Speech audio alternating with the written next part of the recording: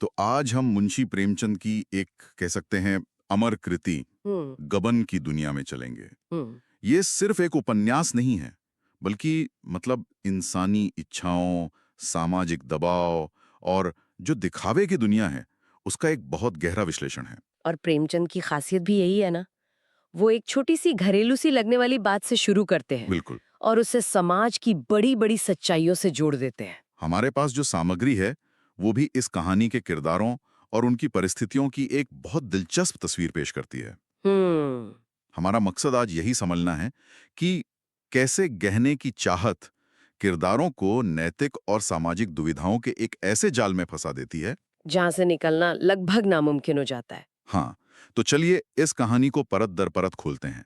यहाँ एक गहना सिर्फ एक गहना नहीं है, वो एक प्रतीक है, एक आईना है जिसमें पूरा समाज अपना चेहरा देखता है। सही बात है। और इसकी शुरुआत होती है एक बहुत ही खुशनुमा बारिश की दोपहर से। हाँ, सावन का महीना, बाग में झूले पड़े हैं, कजली के गीत गाए जा रहे हैं। बिल्कुल। और इसी माहौल में एक बच्ची है, जालपा। उसकी नजर अपनी सहेली के संदूक से निकले एक फिरोजी रंग के चंद्रहार पर टिक जाती है। और उस वक्त तो वो उसके लिए बस एक चमकता खिलौना था। हाँ, बस एक खिलौना। यहाँ दिलचस्प बात यह है कि कैसे बचपन का एक साधारण सा आकर्षण आगे चलकर एक जुनून में बदल जाता है। मतलब उस उम्र में तो बच्चों को कई चीजें अच्छी लगती हैं, लेकिन ये चंद्रहार। ये उसके मन में अटक जाता है। ये सिर्फ एक खिलौना नहीं है, ये एक इच्छा के बीज का बोया जाना है, जो आगे चलकर एक बहुत बड़ा पेड़ बनने वाला है। और ये तो आज के दौर जैसा ही है, नहीं? हम सोशल मीडिया पर किसी की छुट्टियां देखते हैं किसी का नया फोन देखते हैं। और अचानक हमें अपनी जिंदगी, अपनी चीजें थोड़ी फीकी लगने लगती हैं। जालपा के लिए भी कुछ ऐसा ही होता है। बिल्कुल सही पकड़ा आपने। उसका ये आकर्षण तब और गहरा हो जाता है जब वो अपने पिता दीनदयाल को अपनी पत्नी मानकी के लिए 600 रुपए का एक असली चंद्रहार लाते हुए देखती है। अच्छा। अब उसके मन में अपने बिल्लौर के यानी नकली हार के प्रति जो मोह था वो खत्म हो जाता है। और वो अपने पिता से सीधे सीधे जिद करती है, बाबूजी मुझे भी ऐसा ही हार ला दीजिए। यहीं पर वो बदलाव आता है। इच्छा अब तुलना से पैदा हो रही है। हाँ, जब तक उसके पास सिर्फ बिल्लौर का हार था, तब तक वो खुश थी।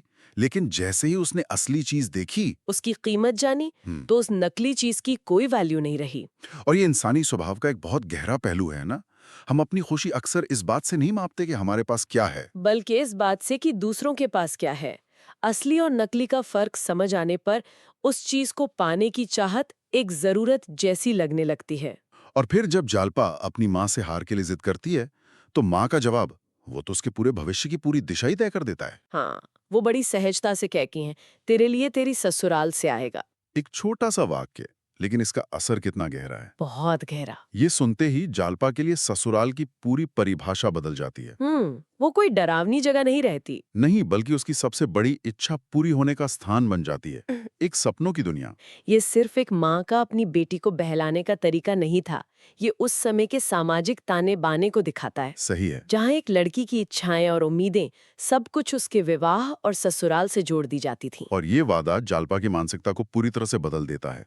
अब उसकी जिंदगी का लक्ष्य बस उस ससुराल तक पहुंचना है। लेकिन जिस दुनिया में वो कदम रखने वाली थी, उसकी हकीकत वो इन सपनों से बहुत अलग थी। हाँ, तो अब कहानी में दूसरे परिवार का प्रवेश होता है। पहले हैं दयानाथ, रमानाथ के पता। कचहरी में 50 रुपए वेतन पाने वाले एक उसूलों के पक्के मुंशी। उनका मानना था कि हराम की कमाई हराम ही में जाती है। और वो रिश्वत को हराम समझते थे। 5 लोगों का परिवार है जो मुश्किल से पलता था, पर वो अपने उसूलों पर एकदम अडिग थे। दयानाथ उस पीढ़ी के प्रतीक हैं जिसके लिए सिद्धांत और ईमानदारी ही सबसे बड़ी दौलत थी। 50 रुपए में 5 लोगों का परिवार चलाना, वो भी शहर में, आज तो कल्पना करना भी मुश्किल है। और फिर है उनका बिल्कुल उल्टा, उनका बड़ा बेटा रमानाथ। ओ रामानाथ। कॉलेज छोड़ चुका, बेकार, शतरंज खेलने और सैर सपाटे में मशगूल। और उसकी पूरी शानो शौकत दोस्तों से उधार ली हुई चीजों पर टिकी है। हाँ, लेखक कहते हैं किसी का चेस्टर मांग लिया, किसी की घड़ी कलाई पर बांध ली। ये आज के सोशल मीडिया इन्फ्लुएंसर जैसा नहीं लगता? बहुत बढ़िया तुलियां हैं, बिल्कुल, जो किराए की सुपर कार के साथ फोटो डालकर अपनी अमीरी का दिखावा करते हैं। रमानाथ अपने समय का वही किरदार था। रमानाथ की दुनिया में सच्चाई या मेहनत की कोई जगह नहीं है, है ना? उसकी दुनिया इस बात पर टिकी है कि वो दूसरों की नजर में कैसा दिखता है। उसकी पहचान अपनी है ही नहीं, उधार की है। और यहीं सिद्धांतों और दिखावे के बीच का टकराव साफ नजर आता है। एक पिता जो ईमानदारी की तंगी में जी रहा है और एक बेटा जो उधार की शान में जी रहा है। ये दो बिल्कुल विपरीत जीवन दर्शन हैं जो एक ही छत के नीचे मौजूद हैं। और यहीं पर सबसे बड़ा सवाल उठता है। जालपा के पिता दीनदयाल जो खुद एक इज्जतदार और समृद्ध मुख्तार थे, उन्होंने अपनी बेटी के लिए ऐसे बेकार लड़के को क्यों चुना? वजह थी एक एहसान। अच्छा। दीनदयाल के मुकदमों में दयानाथ ने कभी पैसे की रिश्वत नहीं ली थी। ओहो, तो ये रिश्ता दौलत का नहीं बल्कि एक पुराने एहसान का था। हाँ, दीनदयाल की नजर में दयानाथ की ईमानदारी ही उसकी सबसे बड़ी गारंटी थी। उन्हें लगा कि जिस इंसान के उसूल इतने पक्के हैं, उसका बेटा भी कहीं ना कहीं उन संस्कारों को लेकर चलेगा। उन्होंने लड़के की काबिलियत से ज्यादा उसके पिता की ईमानदारी को महत्व दिया। लेकिन ये एक बहुत बड़ा जुआ था। दयानाथ खुद इस शादी के सख्त खिलाफ थे। हाँ, उन्हें लगता था जो आदमी अपने पेट की फिक्र नहीं कर सकता, उसका विवाह करना मुझे तो अधर्म सा मालूम होता है। और उन्हें वो हजारों के टीमटाम और गहनों का खर्च एक पहाड़ जैसा लग रहा था। वो तो हकीकत देख रहे थे। वो जानते थे कि उनका बेटा किसी लायक नहीं है। और शादी का मतलब सिर्फ दो लोगों का मिलना नहीं होता, एक बहुत बड़ी आर्थिक जिम्मेदारी होती है। पर उनकी पत्नी जागेश्वरी वो बरसों से बहू के लिए तरस से ही थी। हाँ, वो हर दलील काट देती थी। उनकी एक सीधी साधी रणनीति थी। क्या? दीनदयाल टीके में 1000 रुपए देंगे, जिससे खर्च निकल जाएगा और गहनों का प्रबंध किसी सर्राफ से उधार पर हो जाएगा। मतलब उनकी दुनिया में हर समस्या का एक समाधान था, भले ही वो समाधान उधार पर टिका हो। बिल्कुल। और उनका सबसे बड़ा तर्क, शादी कर दो, लड़का सुधर जाएगा। हाँ, जागेश्वरी का मानना था कि जिम्मेदारी का जुआ गले में पड़ते ही निकम्मे भी राह पर आ जाते हैं। और इस विश्वास के आगे दयानाथ निरुत्तर हो जाते हैं। ये एक बहुत आम भारतीय धारणा है जो आज भी कई घरों में सुनने को मिलती है। हाँ बिल्कुल। कहानी इस धारणा पर भी एक बहुत बड़ा सवाल खड़ा करती है। क्या बाहरी जिम्मेदारी का बोझ इंसान के अंदरूनी स्वभाव को सच में बदल सकता है, या ये सिर्फ एक खुशफहमी है? हाँ, एक खुशफहमी ताकि लोग कड़वी सच्चाई का सामना करने से बच सके। तो इसी के साथ एक ऐसे रिश्ते की नींव रख दी जाती है जो पूरी तरह से भ्रम पर आधारित है। और फिर शादी हो जाती है। तो एक तरफ है जालपा जो ससुराल को अपने सपनों के चंद्रहार की खान समझती है, और दूसरी तरफ है रमानाथ जो जिम्मेदारियों से भागता है और जिसकी सच्चाई सिर्फ उधार और दिखावे की है। शादी के बाद क्या होता है? ये भ्रम कब तक कायम रहता है? ज्यादा दिन नहीं। जालपा तो अपने स्वभाव के अनुसार बहुत सीधी और सरल है। वो ससुराल में आकर खुश है, लेकिन उसकी आंखों में वो चंद्रहार का सपना अब भी जिंदा है। और वो रमानाथ से इसका जिक्र करती है, हाँ, लेकिन किसी ताने या शिकायत के तौर पर नहीं, बड़े भोलेपन से कहती है, बाबूजी ने कहा था हार ससुराल से आएगा। वो तो बस अपनी खुशी जाहिर कर रही है। लेकिन रमानाथ के लिए ये शब्द किसी चाबुक की तरह लगते हैं। मतलब जालपा का भोलापन ही रमानाथ पर दबाव बना रहा था। बिल्कुल। उसे रोज इस बात का एहसास दिलाया जा रहा था कि वो अपनी पत्नी की एक छोटी सी ख्वाहिश पूरी नहीं कर पा रहा है। और रमानाथ का पूरा व्यक्तित्व तो दिखावे पर टिका है। वो अपनी पत्नी की नजर में छोटा नहीं दिखना चाहता। वो ये स्वीकार नहीं कर सकता कि वो बेरोजगार है, नाकारा है। तो वो झूठ का एक और बड़ा जाल बुनना शुरू कर देता है। हाँ, वो जालपा से कहता है कि उसने हार का ऑर्डर दे दिया है, बस बनने में वक्त लग रहा है। अच्छा। वो रोज घर से सज धज कर ऐसे निकलता है जैसे किसी बड़ी नौकरी पर जा रहा हो, जबकि असल में वो दोस्तों के साथ आवारागर्दी कर रहा होता है। ये तो बहुत तनावपूर्ण स्थिति है। एक झूठ को छुपाने के लिए 100 और झूठ। और यहीं से कहानी का सबसे अहम मोड़ आता है, जहां से गबन की शुरुआत होती है। उसे नौकरी मिल जाती है। हाँ, किसी की मदद से म्युनिसिपैलिटी के दफ्तर में एक छोटी मोटी नौकरी मिल जाती है। अब उसके पास एक मौका है कि वो मेहनत करके अपनी जिंदगी को पटरी पर लाए। लेकिन उसकी आदतें नहीं बदलती। आमदनी कम और खर्च ज्यादा थे।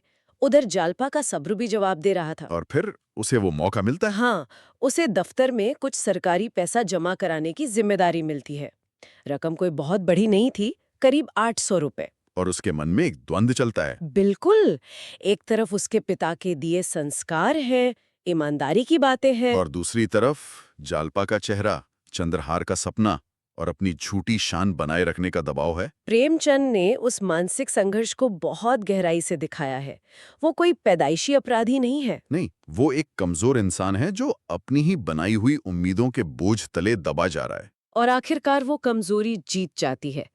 वो खुद को तसल्ली देता है कि वो ये पैसे सिर्फ कुछ दिनों के लिए उधार ले रहा है। जैसे ही पैसे आएंगे वो वापस रख देगा। इसी ख्याल के साथ वो सरकारी तिजोरी से वो पैसे निकाल लेता है। ये है उपन्यास का वो क्षण जिसे गबन कहते हैं। और ये सिर्फ पैसों का गबन नहीं था। नहीं, ये भरोसे का, उसूलों का और अपनी आत्मा का गबन था। और उन पैसों से वो सीधा सर्राफ की दुकान पे जाता है। और जालपा के लिए चंद्रहार खरीद लेता है। और जब वो हार लेकर घर पहुंचता है तो जालपा की खुशी का तो कोई ठिकाना नहीं रहता। उसे लगता है कि उसका सबसे बड़ा सपना पूरा हो गया है। वो खुशी से उस हार को पहनती है, आईने में देखती है। उसके लिए वो एक जीत का पल था। पर रमानाथ के लिए, उसके लिए वो पल कैसा था? उसके लिए वो पल जीत और हार का मिला-जुला रूप था। एक तरफ उसे अपनी पत्नी को खुश देखकर सुकून मिलता है, उसकी आंखों में अपने लिए प्यार और इज्जत देखकर उसका अहंकार संतुष्ट होता है। लेकिन दूसरी तरफ उसके दिल में एक डर बैठ जाता है। अब वो हार जालपा के गले में नहीं, बल्कि एक फंदे की तरह रमानाथ के गले में था। उसे हर आहट पर डर लगता कि कहीं पुलिस ना आ जाए। तो एक इच्छा को पूरा करने की कीमत थी हर पल का डर।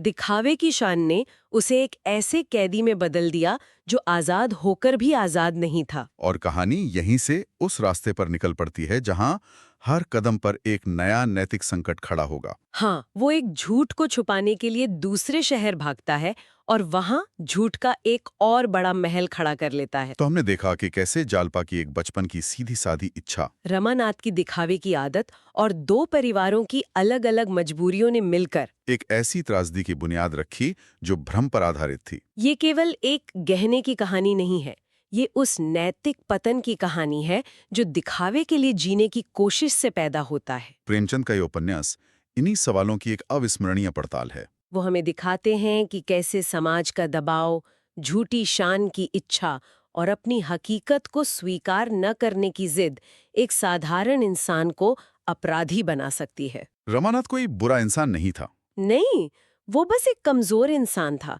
जो गलत वक्त पर गलत फैसले लेता चला गया। और यहीं पर हम आज की इस चर्चा को समाप्त करते हैं, लेकिन एक सवाल के साथ। जब कोई झूठ इतना बड़ा हो जाए कि वो आपकी पूरी पहचान बन जाए, तो फिर सच क्या होता है?